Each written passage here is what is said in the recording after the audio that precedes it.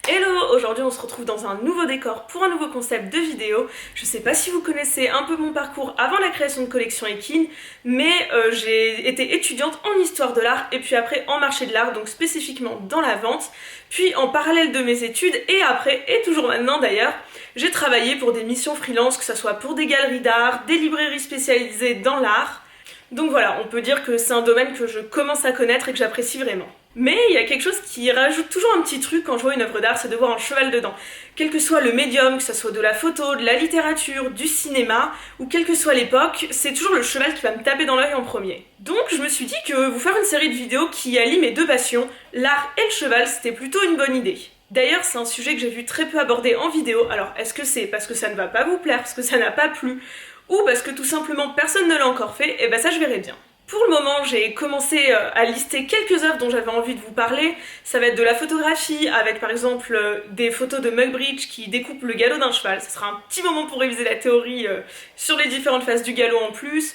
Le livre de Kessel, Les Cavaliers, et un bon nombre de tableaux aussi importants dans l'histoire de France que j'ai recensés. Mais d'ailleurs, si vous avez des œuvres en particulier, des mouvements que vous voulez que j'aborde, n'hésitez pas à m'en parler en commentaire et j'essaierai de faire au mieux.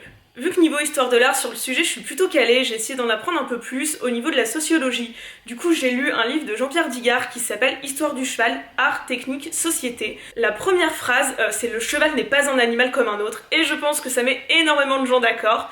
Effectivement c'est un animal qui a une place particulière. Pour donner un exemple, dans l'histoire de l'art, on utilise souvent des animaux pour représenter des symboles, ça va être toute une iconographie. Donc, par exemple, il y a le chien pour la fidélité, les oiseaux pour la liberté, et le cheval, c'est vrai que sa place a énormément bougé. On est passé d'un cheval qui a été nécessaire à la découverte, à la redécouverte de lieux, qui a été utilisé dans des invasions, qui a été utilisé également en agriculture, c'est quelque chose qu'on peut pas occulter du tout, et maintenant qui est là pour notre plaisir, pour le loisir.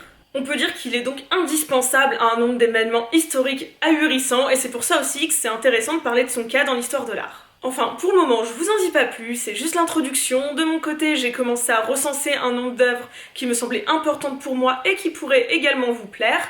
Ce que je vais faire, c'est que je vais continuer à les tourner dès demain et j'essaierai d'en poster régulièrement, une fois par semaine, et vu que j'ai un peu de temps, vu que la boutique va bientôt fermer, pourquoi pas plus. La première œuvre d'ailleurs dont je vais vous parler, ça sera pas une œuvre mais plus un ensemble.